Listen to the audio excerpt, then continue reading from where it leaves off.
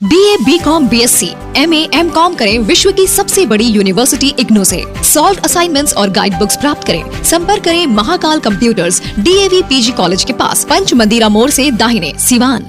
निकोरिया मासिक अनियमितताएं, बच्चेदानी में गांठ, बच्चेदानी बाहर निकालना और डिलीवरी से जुड़ी हर समस्याओं के लिए आज ही आए डॉक्टर वंदना कुमारी के पास।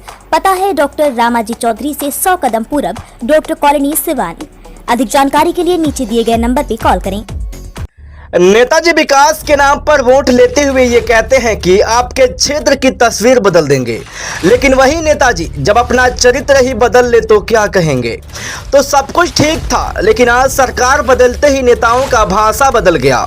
कल तक जो नीतीश कुमार इनके लिए माननीय होते थे, वही नीतीश कुमार आज इनके नज़र में सत्ता के लोभी और लालची हो गए हैं। क्या खूब कहा है किसी ने, आप करे तो रास लीला और मैं करूँ तो करेक्टर ढीला। ऐसा भला कैसे चलेगा नेताजी।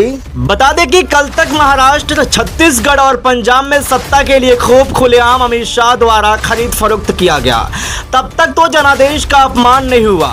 कल तक अमित शाह जी जो खेल खेल रहे थे, आज बिहार में वही खेल उनके साथ हो गया, तो ये जनादेश का अपमान हो गया।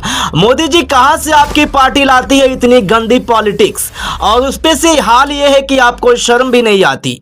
आज आपको जनादेश की इतनी फिक्र हो रही है, आपको आज जंगल राज याद आ रहा है। कल तक आपकी पार्टी क्यों खामोश थी, जब इसी बिहार में पिछले कुछ ही दिनों में कई सारे हत्या और लूट जैसे घटनाएं हो गए, उस वक्त तो आपने आवाज उठाना जरूरी नहीं समझा, और आज आप जनादेश की पार्ट बढ़ा रहे हैं। मोदी जी भोली भाली जनता बखूबी जान चुकी है कि आप बिहार में कौन सा खेल आज तक खेलते आ रहे थे। कैसे आपने चिराग पासवान का इस्तेमाल कर एक ही तीर से दो निशान करते हुए जहां चिराग पासवान की पार्टी को खत्म कर दिया, तो वहीं दूसरी तरफ 71 सीटों वाली जेडीयू को आप लोगों ने 45 पर लाकर छोड़ दिया। लेकिन अब जनता सब कुछ जान चुकी है, अब आपके सारे झूठ एक एक करके पकड़े जा रहे हैं, तो आज आप ही धरना पर बैठकर सत्ता की दुहाई देने लगे। इसी मामले में राजद नेता अफजल इकबाल उर्फ सना ने बीजेपी को आड़े हाथ लिया है। हम आपको आगे तमाम खबरों से रूबरू रखेंगे, देखते रहिए न्यूज इंडिया तक। बीजेपी ने कल महाधरना दिया था और कह रही है कि जनादेश का अपमान हुआ है बिहार में। मैं पहले सरकार बनने पे बहुत सारी बधाई देना चाहता हूँ नीतीश कुमार और तेजस्वी यादव को, और बीजेपी को धरनावीर बना दिया बिहार की जनता और इन नेताओं ने, इसकी भी शुभकामनाएं। बीजेपी के धरनावीर हो गए। आज तक वो लोगों को अग्निवीर इस पे बनाते थे, अब धरनावीर पे वो आ चुके हैं। वो बार बार कहते हैं जनादेश का, कोई जनादेश का अपमान नहीं हुआ है। मध्य प्रदेश में कौन सा जनादेश का अपमान हुआ, वो बीजेपी को बताना चाहिए।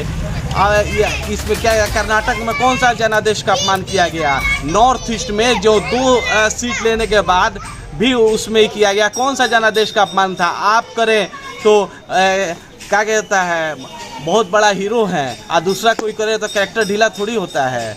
जनादेश का अपमान हमेशा बीजेपी के द्वारा किया गया है भारत की जनता के लिए, हर स्टेट में अलग अलग तरह से। तो क्या जनता इस बात को समझेगी? जनता इस बात को बहुत अच्छी तरह समझ गई। ये बिहार है, ये राजनीति का पाठशाला है, यहाँ राजनीति सिखाया जाता है। उड़ती चिड़िया की इसमें हल्दी लगाया जाता है। अच्छा ये बताइए, जो गठबंधन अभी टूटा है एनडीए का, उसका बेनिफिट मिलेगा बीजेपी को 2024 के चुनाव में, या नुकसान होने जा रहा है बिहार में? बीजेपी तो पूर्णतः साफ होने वाली है।